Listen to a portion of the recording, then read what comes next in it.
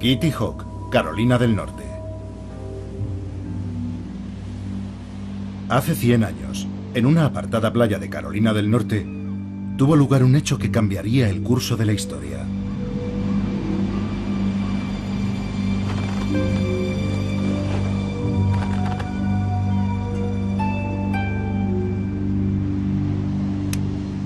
No hubo muchos testigos, tan solo unos cuantos pájaros curiosos y algunos pescadores del lugar.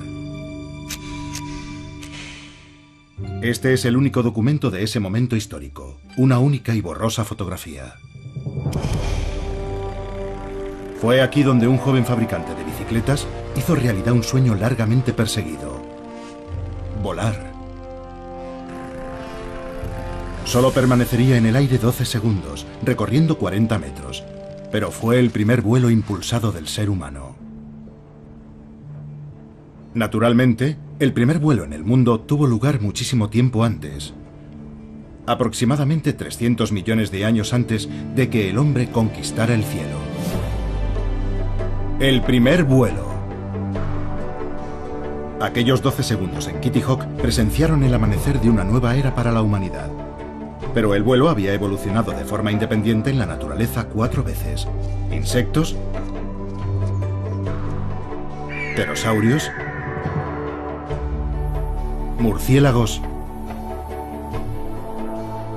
y aves.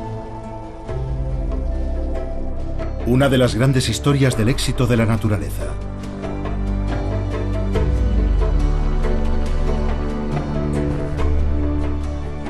Pero ¿cómo son estos diseños naturales perfeccionados a lo largo de millones de años de evolución comparados con las máquinas construidas por los humanos? Después de todo, solo hemos tenido un siglo para ponernos al día.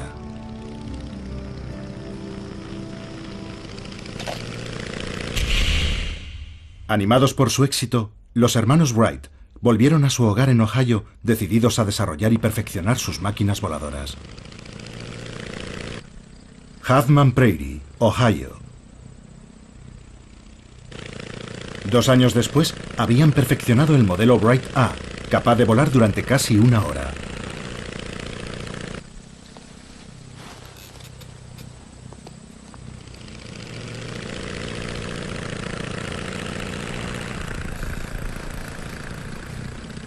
Parte de este éxito se debió a la observación de los diseños naturales para volar. Pero no es tan sencillo. La fotografía de Kitty Hawk no muestra que el primer aparato de los hermanos Wright fuera prácticamente imposible de pilotar.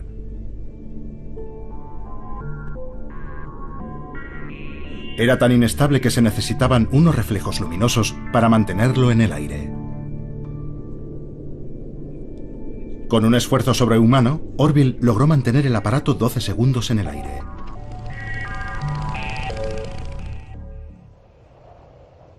Control y estabilidad.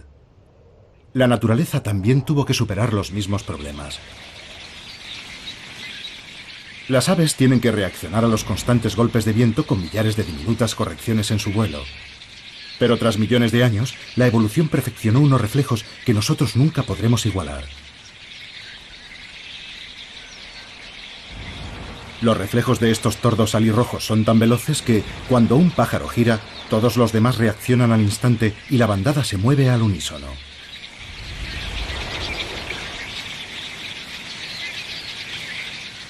Durante el invierno en Carolina del Norte, los hermanos Wright estaban rodeados por bandadas similares, en algunos casos por decenas de millones de pájaros. Tanta maestría en el vuelo debió parecerle un acto de presunción a Orville y Wilbur. Ellos apenas conseguían volar en línea recta unos segundos.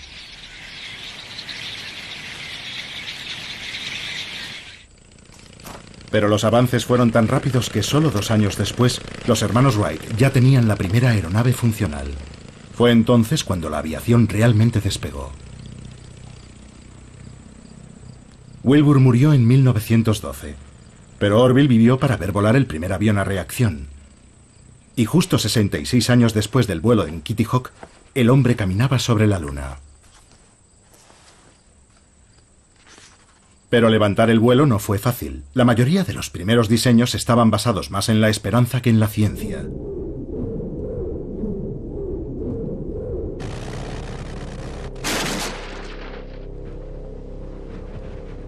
El gran error fue intentar imitar a la naturaleza. Parecía el camino evidente. El batir de alas es perfecto para las aves. Pero por ingeniosas que fueran, estas máquinas nunca volarían.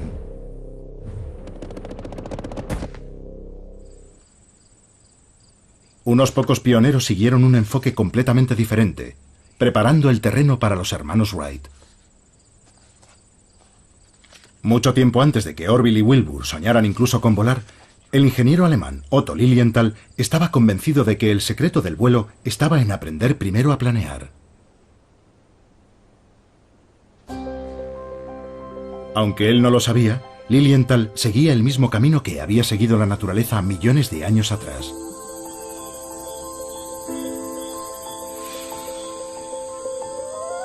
Los animales planeadores recorren largas distancias velozmente sin usar mucha energía.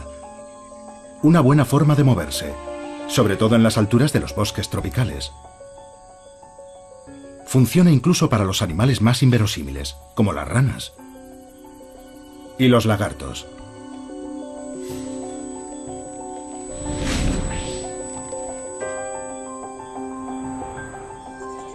La rana voladora de Wallace tiene unas enormes patas palmeadas que funcionan como una mezcla de planeador y paracaídas.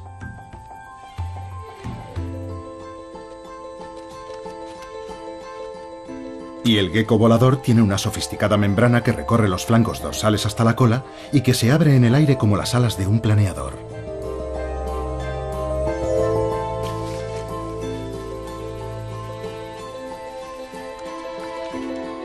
Pero fueron los mamíferos los que realmente adoptaron la vida como planeadores.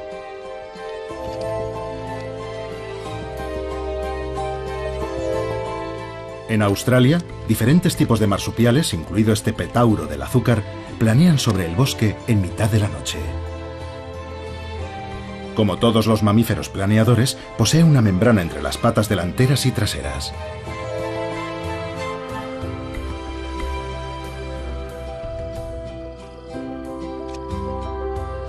Agitando esa membrana y usando la cola como timón, un petauro del azúcar puede llegar hasta un árbol situado a 100 metros de distancia. La mayoría de los científicos coinciden que hace aproximadamente 60 millones de años, un animal planeador similar desarrolló la capacidad de volar, el primer murciélago. Lilienthal desconocía cómo habían evolucionado los murciélagos, pero siguió el mismo camino. Primero, aprender a planear, algo a lo que se dedicó con entusiasmo. Lichterfelde, Alemania, 1896. Lilienthal diseñó 16 planeadores diferentes y realizó un número extraordinario de vuelos, más de 2000. Pero solo podía dirigir sus planeadores moviendo las piernas de un lado a otro. Más tarde escribiría: mientras hacía esos experimentos, el viento me sacudía con violencia y me veía obligado a realizar una auténtica danza en el aire para mantener el equilibrio, aunque siempre podía hacer un aterrizaje seguro. Lamentablemente, el sistema de control falló en una ocasión con efectos desastrosos. Su muerte enseñó a los hermanos Wright una valiosa lección. Wilbur comprendió que Lilienthal había muerto por no poder controlar suficientemente su planeador. El sistema de control es tan importante como las alas para conquistar el aire. Pero una vez más, la naturaleza también tuvo que resolver esos problemas.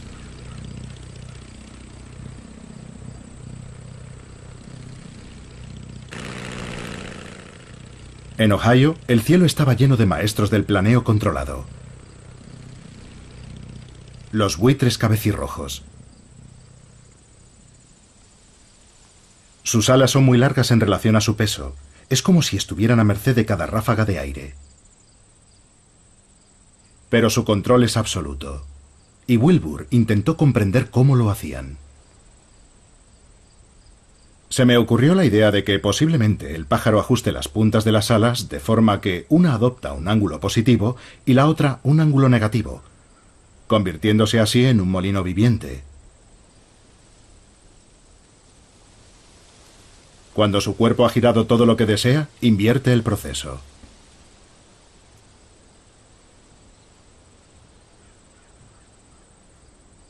Estas observaciones inspiraron a los Wright la idea para su sistema de control, denominado torsión del ala. Actualmente los aviones no se controlan así y el sistema era muy inestable en los primeros diseños. Pero pocos años después, la torsión del ala significó poder volar con estilo.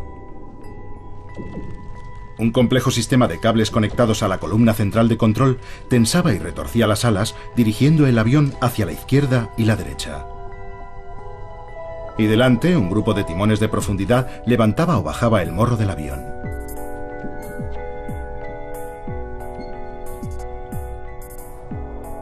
El nuevo diseño funcionó tan bien que los hermanos lo enviaron a Francia, donde hicieron su primera exhibición aérea. Le Mans, Francia, 1908.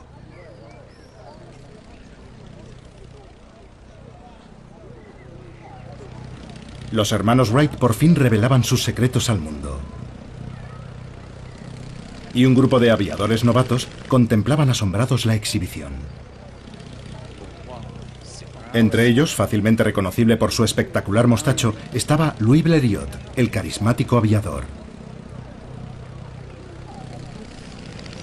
Blériot había construido y estrellado varios aviones propios, por lo que estaba extremadamente interesado en saber cómo los Wright podían volar tanto tiempo y aterrizar de una pieza.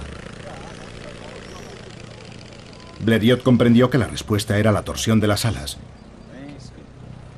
Pero ni Blériot ni los hermanos Wright sabían que estaban rodeados por los mayores expertos en torsión alar. Los insectos, más incluso que los pájaros, usan sofisticadas formas de torsión para dirigir su vuelo. Pero a diferencia de las aves, los insectos no tienen músculos o tendones en las alas. En su lugar, una compleja red de fuertes venas controladas por los músculos situados en la base les permite retorcer las alas, un diseño similar al del aparato de los hermanos Wright. Los hermanos Wright habían construido, sin saberlo, un gigantesco insecto volador.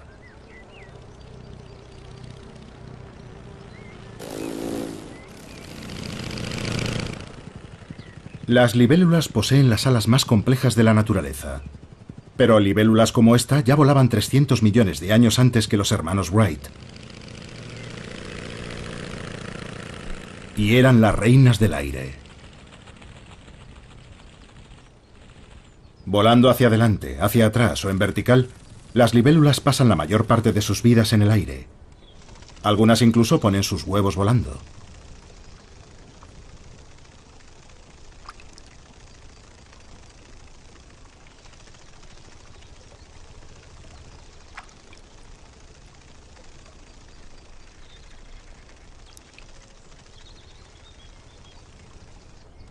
Para controlar su vuelo con tanta precisión, las libélulas tienen unas alas que son una maravilla de la microingeniería. Su complejidad es tal que los científicos aún no entienden del todo cómo funcionan.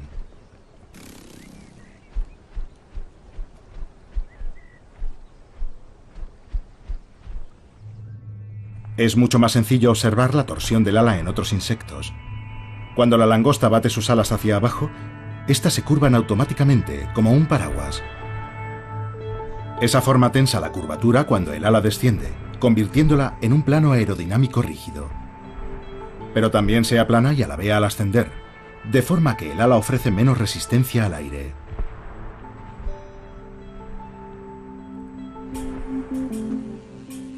El mundo en miniatura de los insectos voladores está lleno de revelaciones. Hasta hace pocos años, los científicos no tenían ni idea de cómo volaba un insecto. Si la ampliamos a la escala de un avión, el ala del insecto no funcionaría. Pero en su pequeño mundo es tan eficiente que en ocasiones cada movimiento de las alas crea 2 o 3 veces la fuerza de sustentación equivalente a la del ala de un avión. Y eso es porque a pequeña escala el aire actúa de una forma muy diferente cuando pasa por el ala del insecto. El vuelo crea patrones de turbulencias de aire, los vórtices. Cuando el insecto mueve sus alas hacia abajo, se forma un vórtice en la parte superior de su perfil alar, generando la mayor parte de la fuerza de sustentación.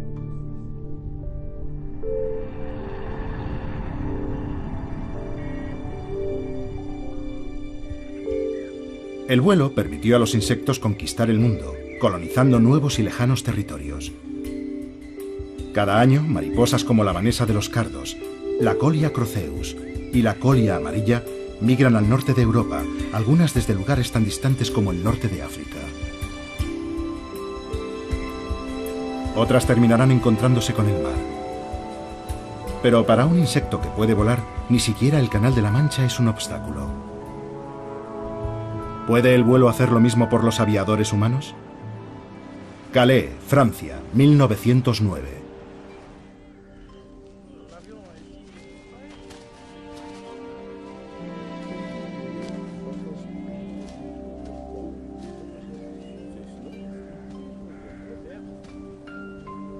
El Daily Mail había ofrecido una recompensa de 1000 libras al primer piloto lo bastante valiente o loco para cruzar volando el canal.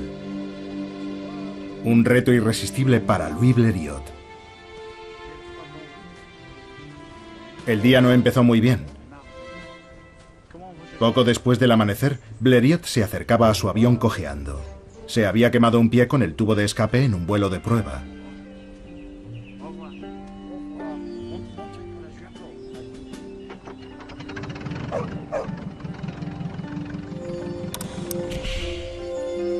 Y el día iba a empeorar. Un perro del lugar, nervioso por tanto ajetreo y ruidos extraños, tuvo un desagradable incidente con la hélice de Blériot.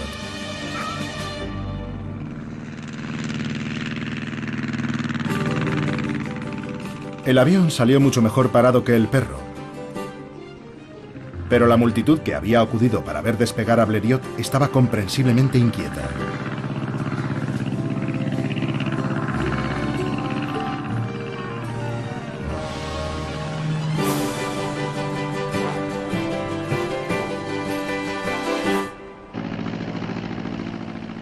Blériot apuntó su frágil nave hacia Dover.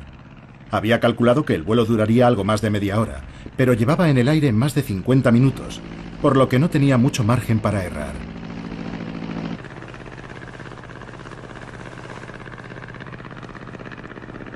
El canal es una ruta aérea muy transitada las mañanas cálidas de verano. Muchas mariposas no sobreviven al frío invierno británico, pero volar significa que nuevas emigrantes llegan cada año para recolonizar las islas británicas. Los viajeros de larga distancia necesitan saber con precisión a dónde van. Los insectos usan el sol y el momento del día para trazar su rumbo.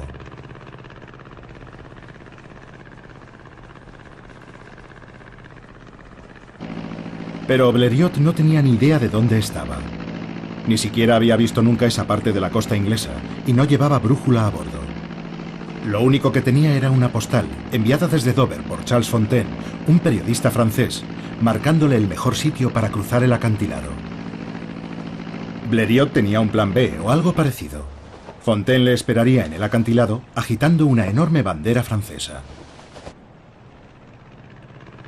Blériot alcanzó la costa inglesa más por suerte que por destreza. Más tarde recordaría.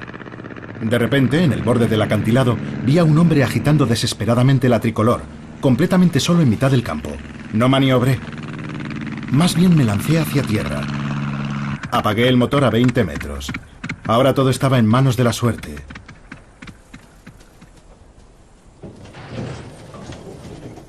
El tren de aterrizaje no aguantó muy bien, pero ¿eso qué importaba? Había cruzado el canal.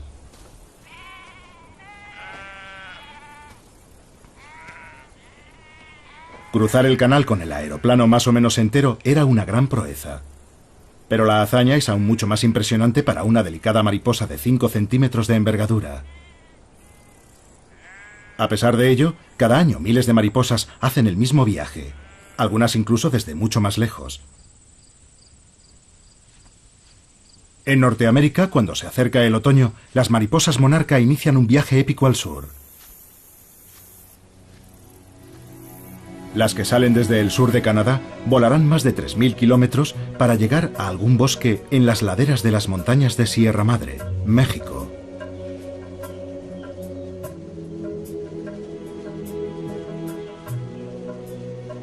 No solo es una hazaña de resistencia de larga distancia. es un auténtico milagro de la navegación, ya que aquí, en este bosque, se reúnen mariposas llegadas desde toda Norteamérica. Un testimonio del poder del vuelo.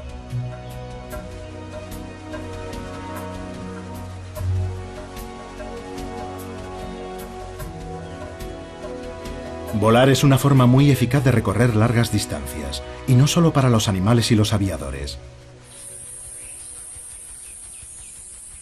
Algunas plantas han evolucionado de forma que sus semillas se alejan planeando de su árbol originario. La semilla planeadora perfecta pertenece al llamado, aunque suene inverosímil, pepino volador, Alsomitra macrocarpa, una cucurbitácea trepadora de los bosques tropicales del sudeste asiático. El planeo de estas semillas de 5 centímetros es tan espectacular que inspiró al diseñador austríaco Igo Etrich.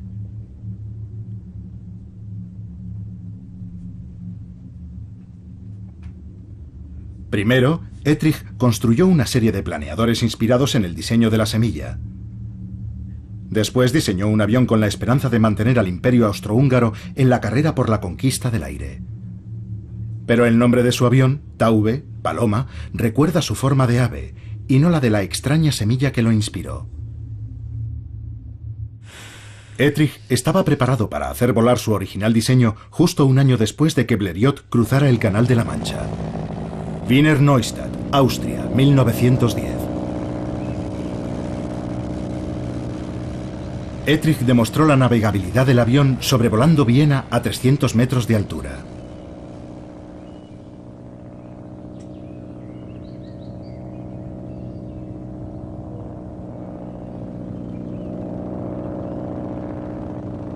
El diseño de Etrich funcionó tan bien que una compañía alemana inició su producción. Y en uno de los momentos más irónicos de la aviación, la paloma, el símbolo de la paz, se convirtió en el primer avión utilizado para lanzar bombas. Porque Europa estaba en guerra. Norte de Francia, 1917.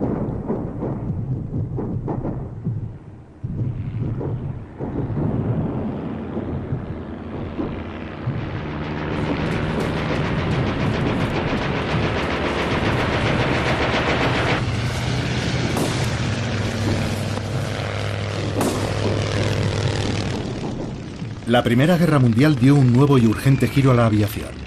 Las naciones beligerantes necesitaban diferentes tipos de aviones para diferentes tareas.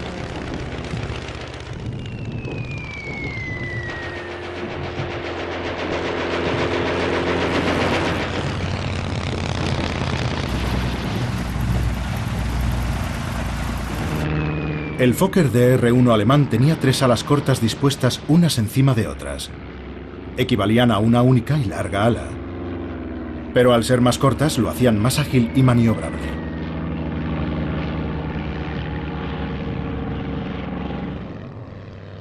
El caza Bristol, su rival, era un biplano más grande con 2 alas más largas. El Bristol no era tan ágil, pero 2 alas producen menos fricción, por lo que era más rápido. Cambiaba maniobrabilidad por velocidad. La naturaleza también tiene que elegir. Los diferentes voladores evolucionaron para diferentes tareas en el aire. La naturaleza también ha desarrollado formas eficaces para matar. El halcón peregrino está diseñado para la velocidad.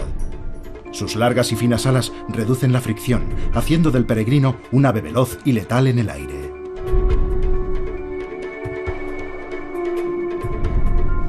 Caza a otras aves en vuelo, y en las costas de Europa, su presa favorita es la paloma.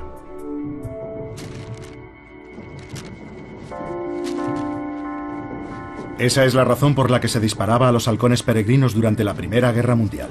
Tenían la mala costumbre de comerse a los vitales mensajeros.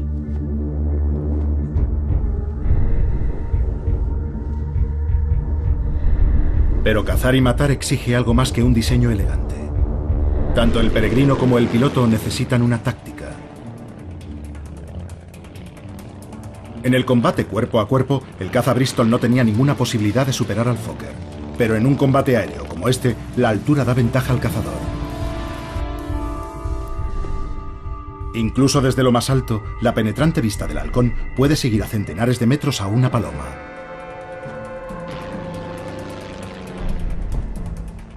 Y tanto el piloto como el halcón intentarán aprovechar el resplandor del sol para deslumbrar a sus presas.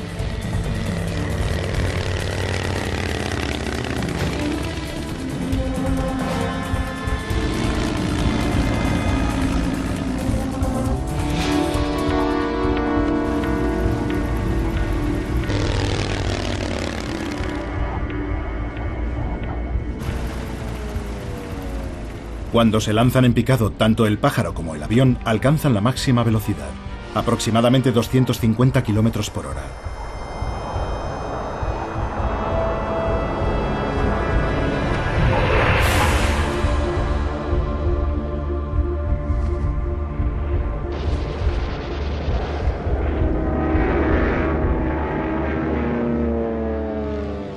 En la naturaleza, los depredadores maniobran a todas las escalas. Estos ojos de alienígena son eficaces y letales detectores de movimiento que escudriñan los arbustos del desierto del oeste americano en busca de cualquier cosa pequeña con alas.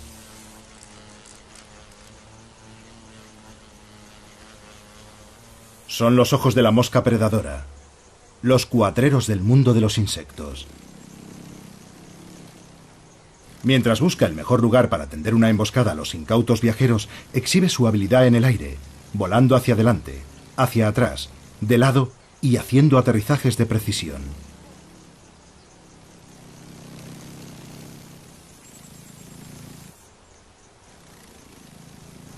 ¿Qué convierte a las moscas predadoras en tan hábiles voladoras? La razón en parte está en su herencia como moscas. Las moscas solo usan un par de alas, las delanteras. Las alas traseras han quedado reducidas a dos pequeñas mazas, los halterios. Cuando estos insectos revolotean y giran, los pesados halterios ven alterado su patrón de movimiento.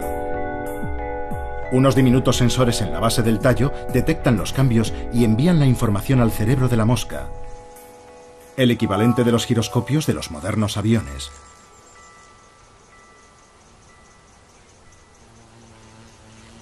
Las moscas predadoras usan esta tecnología para hacer vuelos cortos y rápidos de una precisión letal.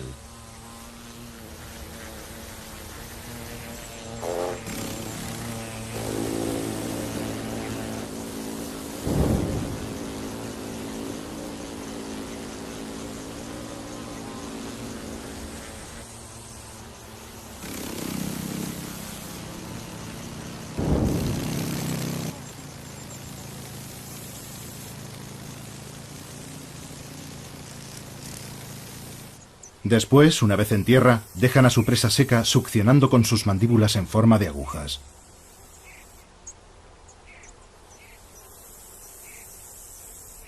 Son tan rápidas que son capaces hasta de capturar a un saltamontes en mitad de un salto. Pero algunos insectos son demasiado grandes y duros, incluso para las moscas ladronas.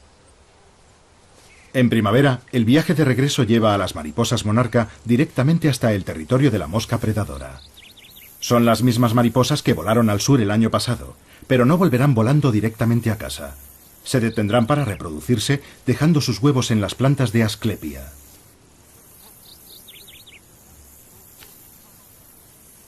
Cuando sus huevos se conviertan en mariposas adultas, éstas proseguirán su viaje al norte, deteniéndose tan solo para reproducirse de nuevo.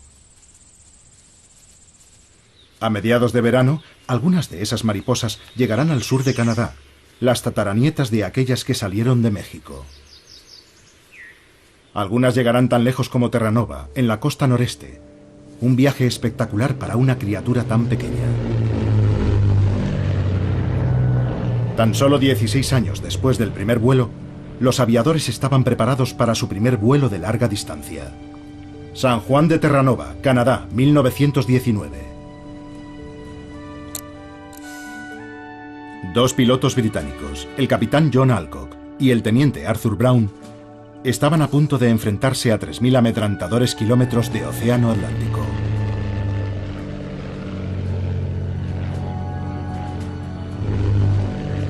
Tuvieron problemas casi desde el despegue. Una montaña de nubes se extendía delante de ellos, amenazando con ocultar el horizonte y el sol. No había vuelta atrás. Tenían que seguir adelante, directos hacia la amenazante tormenta atlántica que zarandeaba el Vickers Vimy, un avión grande y pesado. Y sin rastro del sol, no tenían ni idea de a dónde iban, ni en qué dirección avanzaban.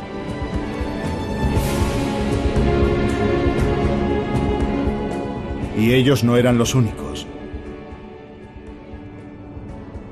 Todos los años, las tormentas sorprenden y arrastran sobre el océano a algunas mariposas monarca.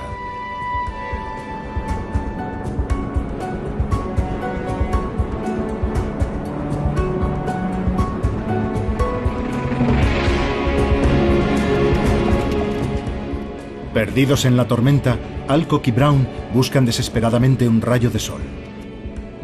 Pero está anocheciendo. Poco después de la medianoche, logran al fin atravesar las nubes y se orientan con la luna para poner rumbo al este, a Irlanda. Travesía aérea atlántica, triunfo glorioso. Tras 16 horas de pesadilla de aterradoras tormentas atlánticas, Alcock resumió el éxito con la habitual flema británica diciendo: «Ayer estaba en América, y soy el primer hombre en Europa que puede decir eso».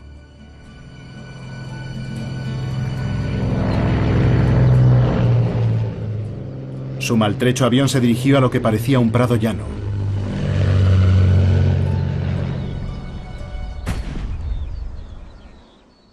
Pero descubrieron demasiado tarde que era una ciénaga irlandesa. Un final indigno para un viaje espectacular. Pero aún más espectacular es que las mariposas monarca sobrevivan a las tormentas y logren cruzar el océano Atlántico. Centenares de estas pequeñas y fuertes mariposas llegan algunos años al noroeste de Europa. Pero es una proeza inútil. Sin Asclepias, las mariposas monarca no tienen dónde depositar sus huevos.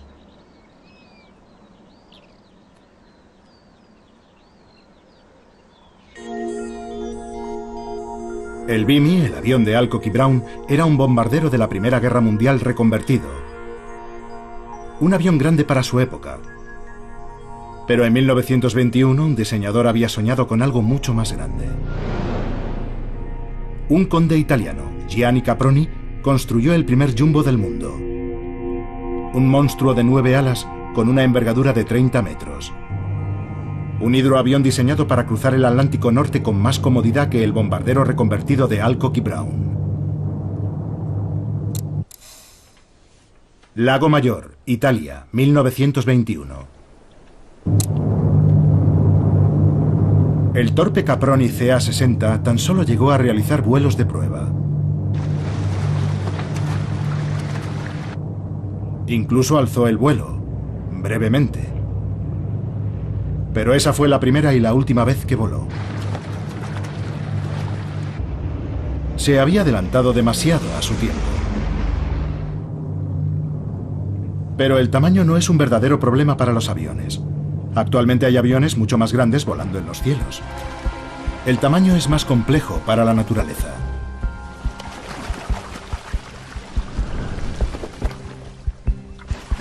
Cuanto mayor es un avión, más potencia necesita. Por eso los ingenieros hacen motores más potentes y eficientes. Pero ¿qué hace la naturaleza que solo dispone de un tipo de motor, el músculo? Y la cantidad de potencia que puede generar el músculo es limitada. Los músculos no pueden crecer para compensar el aumento de peso de las grandes aves, razón por la que el vuelo impulsado tiene un límite de peso máximo. Y el cisne blanco está muy cerca de ese límite. El despegue es lo que requiere más fuerza. Por eso el cisne tiene tantas dificultades para alzar el vuelo. Pero en cuanto alcanza la velocidad suficiente, la fuerza de empuje hacia adelante presiona el aire sobre las alas, generando la fuerza suficiente para mantenerlo en el aire. Una vez en el aire, los cisnes pueden hacer viajes asombrosos. Los cisnes cantores son los viajeros de largas distancias más pesados. Todas las primaveras dejan las islas británicas para viajar 1000 kilómetros sin paradas hasta Islandia.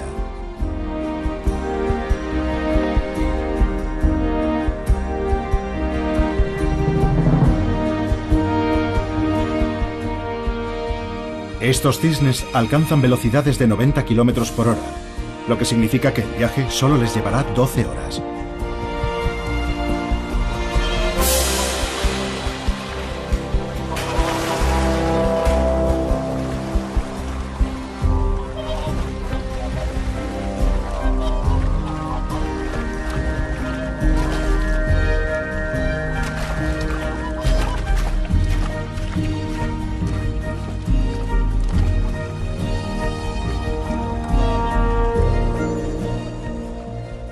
El tamaño determina lo que un animal puede hacer en el aire.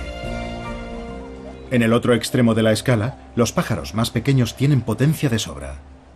Pueden hacer cosas que un cisne nunca soñaría, por ejemplo, el vuelo estático. El vuelo estático es costoso, exige mucha energía. Solo los pájaros tan pequeños como los colibríes pueden detenerse en el aire sin restricción de tiempo.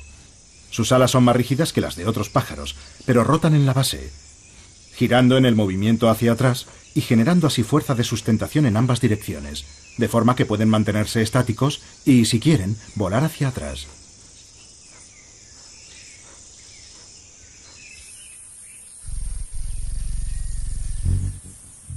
Los colibríes controlan el vuelo de tal manera que incluso construyen sus nidos en el aire, envolviéndolos con tela de araña sin romper el hilo.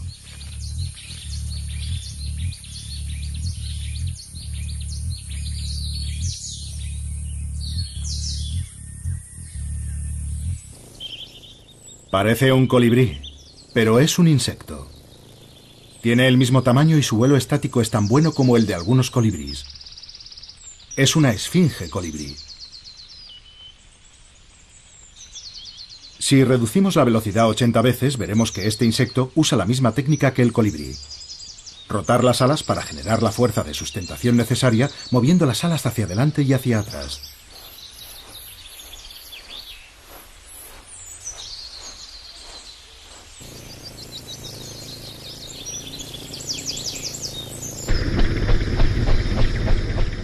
Las alas del helicóptero son las aspas del rotor. Su movimiento constante le proporciona una fuerza de sustentación constante, incluso cuando el helicóptero no avanza.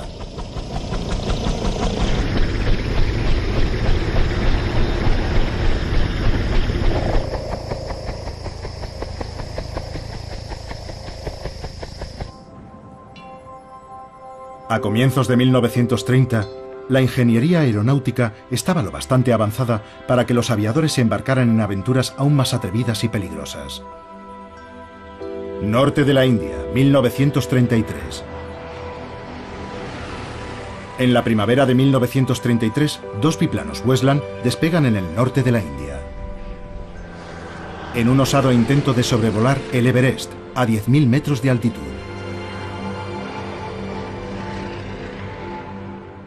Esa es la altura de crucero de los aviones de pasajeros actuales, pero estos aviones, construidos de madera y lona, tenían carlingas abiertas. Los pilotos, Lord Clydesdale y el teniente de la Fuerza Aérea McIntyre, y los fotógrafos, el coronel Blacker y S.R. Bonnet, solo estaban protegidos por trajes térmicos y oxígeno puro para el momento del ascenso final.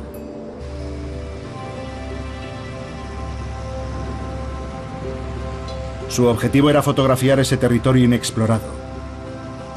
Pero la única forma de hacer buenas fotografías era que el fotógrafo se asomara fuera del aeroplano.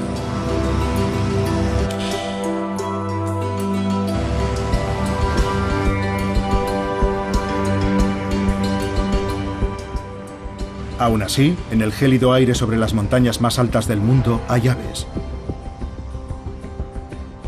El ánsar indio pasa el invierno en el norte de la India y anida en la meseta tibetana. Y el único camino entre esos dos mundos es sobrevolar el Himalaya.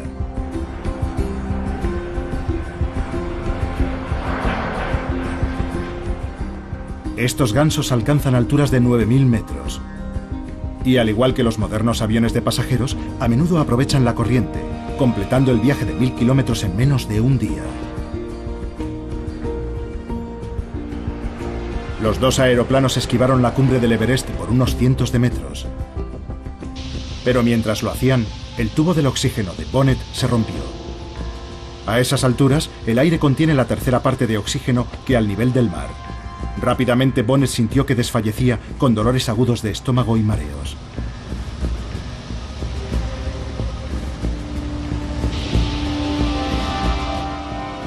Afortunadamente se dio cuenta del problema a tiempo, encontró la fuga y la reparó con un trapo viejo. Pero ¿cómo puede ser que mientras el hombre apenas puede sobrevivir a esta altura sin ayuda, estos gansos vuelen sin ningún esfuerzo a través del tenue aire? Todas las aves tienen una serie de sacos aéreos conectados a los pulmones, de forma que tanto al inspirar como al expirar, el aire es impulsado a través de los pulmones en una sola dirección. Es un sistema mucho más eficiente que nuestra respiración. Los gansos pueden conseguir fácilmente el oxígeno necesario para impulsar su vuelo, incluso a una altura récord como esta.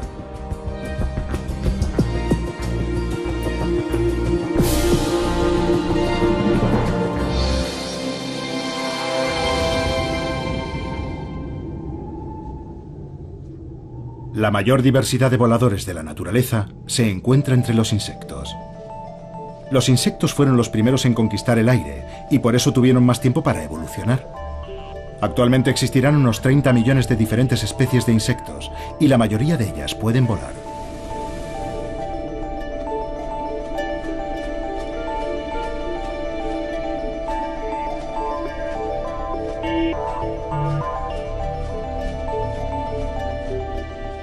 Hasta hace 60 millones de años, cuando aparecieron los murciélagos, los insectos tenían los cielos nocturnos para ellos solos.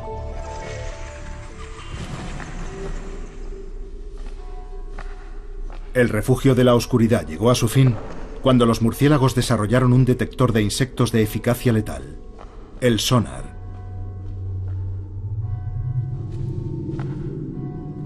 Y una vez más, la aviación imita a la naturaleza.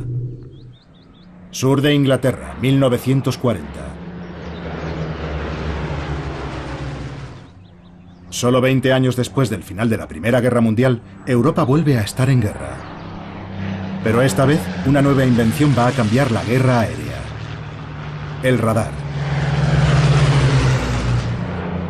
En 1940, cuando comenzó la batalla de Inglaterra, una red de estaciones de radar se extendió por todo el sur de Inglaterra. Su misión era detectar a los aviones alemanes que cruzaran el canal y transmitir sus posiciones a los escuadrones británicos de cazas. Los primeros radares diseñados eran grandes, burdos y no muy potentes. Pero en los cielos estrellados de los bosques de esa Europa destrozada por la guerra, un sistema de detección mucho más sofisticado llevaba funcionando millones de años. Los murciélagos, por supuesto, usan sonidos, no ondas de radio. Los murciélagos orejudos dorados son voladores lentos pero ágiles que cazan insectos posados en el follaje. Para ello usan silenciosos chillidos de baja frecuencia que no alertan a sus presas. Los insectos solo tienen que moverse 1 milímetro o menos para que el sonar del murciélago los detecte.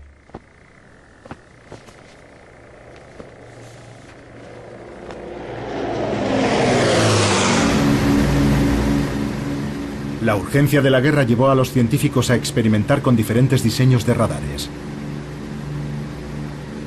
El radar H2S era lo bastante pequeño para poder ser instalado en un avión y era capaz de detectar submarinos en aguas poco profundas.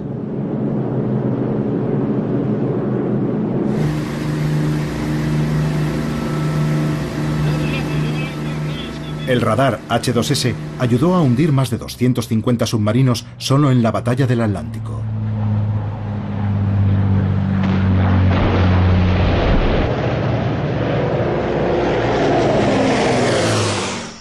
Pero la naturaleza ya tenía su propio sonar aire-superficie.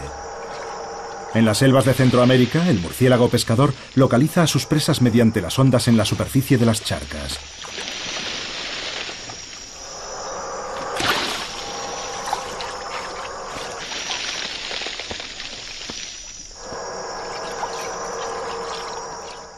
Tanto la guerra como la evolución son una carrera armamentística, un ciclo incesante de medidas y contramedidas.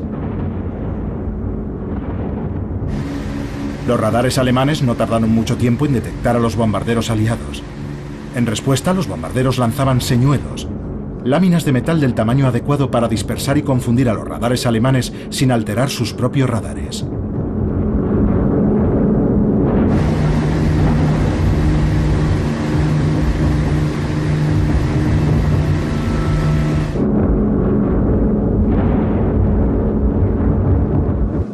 Esta carrera armamentística no es algo nuevo para la naturaleza.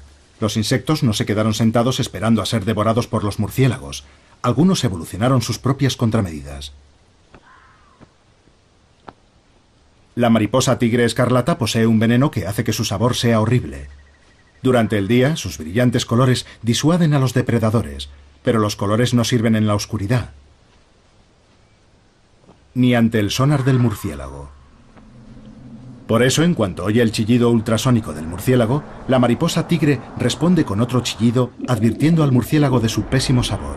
Incluso interfiere con el sonar del murciélago.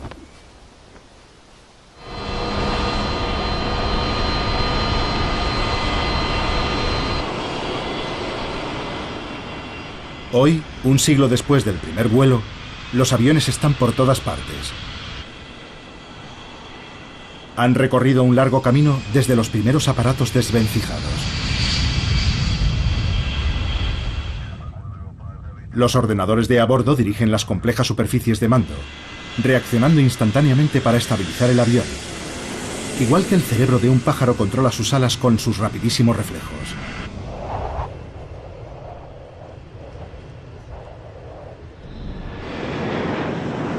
¿Ha llegado por fin la aviación a la altura de la naturaleza?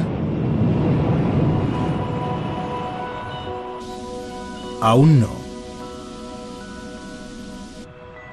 Incluso una paloma común posee un diseño de alas con el que los ingenieros solo pueden soñar. Sus alas cambian de forma a medida que las plumas se superponen entre sí, abriéndose para alzar el vuelo y plegándose para el vuelo rápido.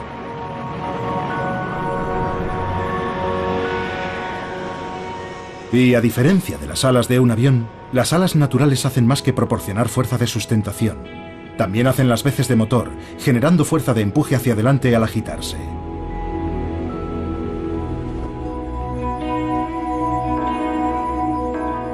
Los voladores naturales son mucho más sofisticados que cualquier cosa que haya diseñado el hombre.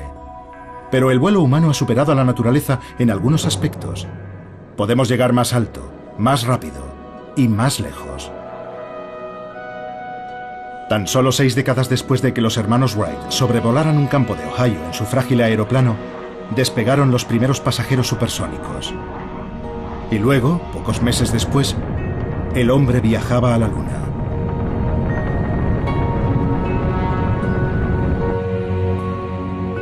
El Apolo 11 llevaba una pequeña pieza del aparato original de los hermanos Wright. Su primer vuelo solo fue de 40 metros. Pero su último viaje, 64 años después, fue un viaje de ida y vuelta de casi 1 millón de kilómetros. Si hemos llegado tan lejos en 100 años, ¿qué podemos conseguir en el futuro?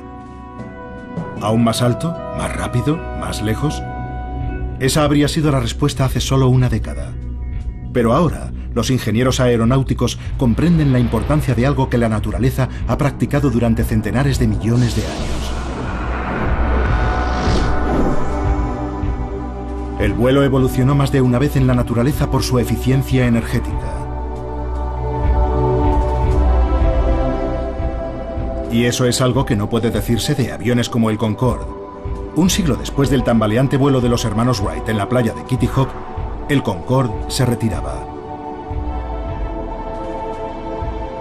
Ahora los ingenieros trabajan para hacer aviones con una mayor eficiencia energética. Y en eso aún no han podido superar a la naturaleza. Usando la energía de los vientos del océano Antártico, el albatros da la vuelta al mundo sin apenas mover las alas. La máxima expresión de un diseño volador eficiente. El Concorde era grandioso y elegante, pero no podía compararse con el resultado de millones de años de evolución. Los primeros voladores originales de la naturaleza.